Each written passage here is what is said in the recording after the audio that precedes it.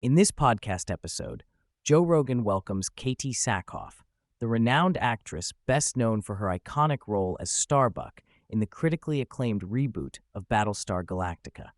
The conversation opens with Katee reflecting on the legacy of Battlestar Galactica, a show she regards as one of the most underappreciated and groundbreaking sci-fi series ever made. She shares how she was initially skeptical about the remake due to her childhood experiences with the original series, which she describes as somewhat corny and broadly dismissible.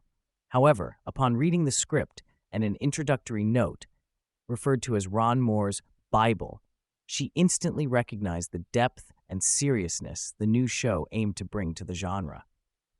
Katee credits Battlestar Galactica with changing the course of her career in Hollywood. She recalls how, at just 21 years old, she was eager to escape typecast roles and saw Starbuck as a role that could redefine her image. She also touches on the gender dynamics of playing a role originally written for a man, marking it as somewhat contentious among fans and industry figures at first, particularly exemplified during their experience at early Comic-Con events, where she was booed for her gender portrayal of Starbuck. Despite this initial resistance, the series gradually won fans over, becoming a phenomenon that elevated female characters within the sci-fi realm and broadened audience perceptions of genre storytelling. A poignant part of the discussion revolves around the therapeutic and inspirational role of television and film, especially during hardship. Katee speaks candidly about the personal impact entertainment has had during difficult times in her life, including health struggles with her daughter. She highlights how shows like Battlestar Galactica served as crucial mental escape, offering solace and a way to momentarily disconnect from harsh realities. This theme extends to recognizing the vital role of science fiction and fantasy as a form of brain medicine, not trivial entertainment, but necessary psychological reprieve, especially for people under extreme stress, such as military personnel stationed overseas. Joe and Katee further explore how meaningful art does more than entertain. It transports people emotionally, inspiring connection and shared experience.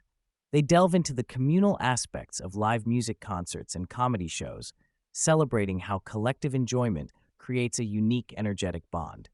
For Katee, these live interactions reveal the essential human craving for shared stories and emotions, reinforcing the societal value of artistic expression. The conversation turns to a pop cultural moment that has captured the world's attention: K-pop Demon Hunter, an anime-style musical series with deeply inspirational themes like self-acceptance and fighting personal demons.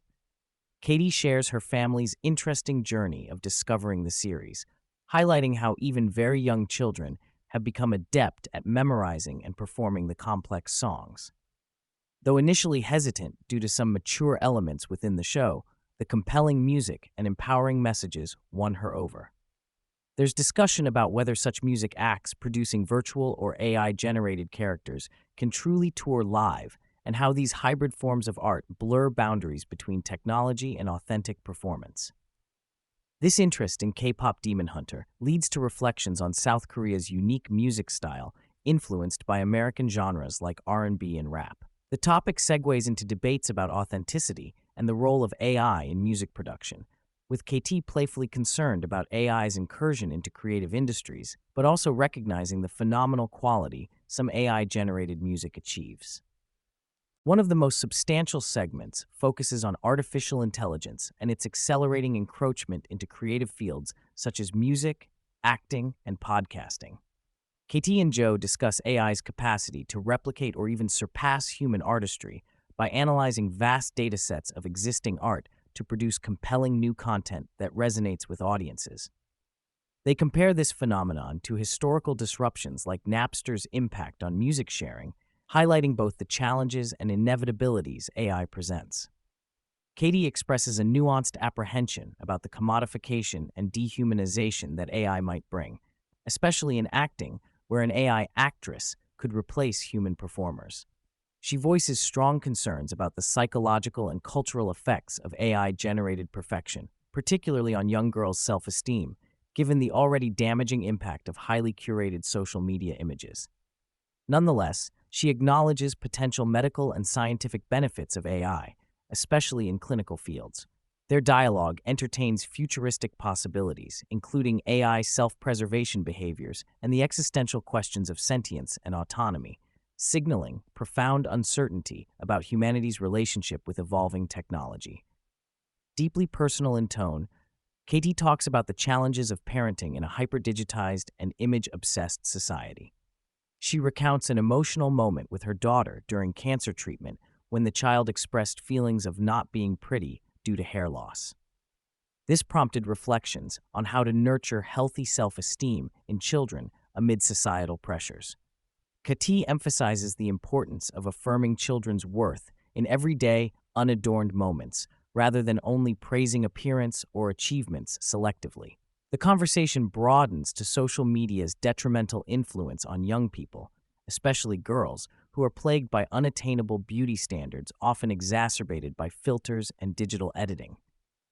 They discuss the alarming rise in mental health issues like depression and suicidal ideation linked to these pressures, urging more conscientious approaches to childhood development and warning about the worsening impact of virtual perfection amplified by AI creations.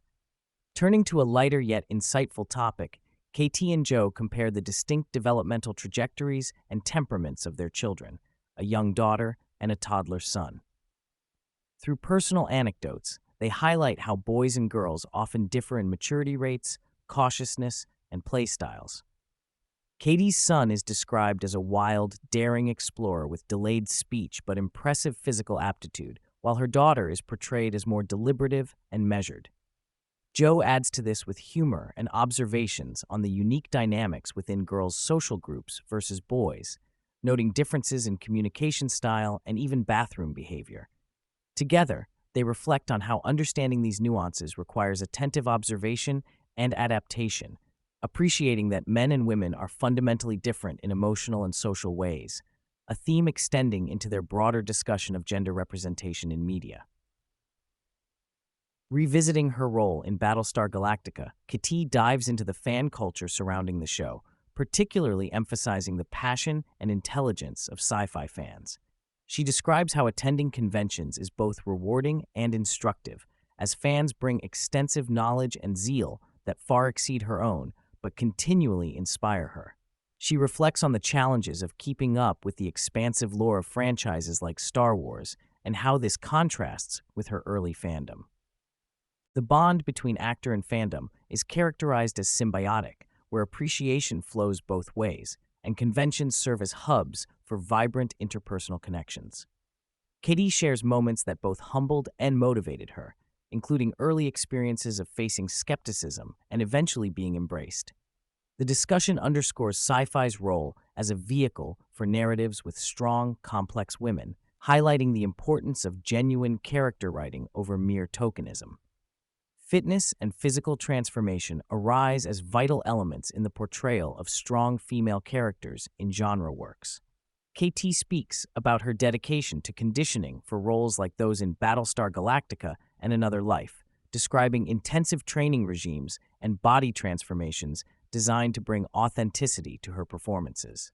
She recounts the physical and mental challenges of preparing for demanding roles and the reward of feeling genuinely strong and capable. Rogan and Sackhoff discuss how such embodied performances elevate characters beyond one-dimensional stereotypes, noting that believable strength, mental and physical, is key to resonating with audiences. They reference iconic figures like Linda Hamilton in Terminator and the actors in 300 who underwent grueling training to attain credible warrior physiques. This segment underscores the intersection of dedication, representation, and audience impact, contrasting well-written, physically convincing heroines with less convincing attempts at empowerment. Shifting to pressing societal concerns, Katee and Joe engage in an extensive analysis of homelessness, healthcare inadequacies, and governmental dysfunction in the United States. Katee draws upon personal experience with her daughter's rare cancer to highlight the glaring disparities in pediatric healthcare funding, explaining how vital legislation like the Give Kids a Chance Act has been inadvertently dropped amid political budget battles. They lament the often fragmented and opaque legislative processes that place critical social programs at risk. The homeless crisis emerges as a focal point of frustration and complexity.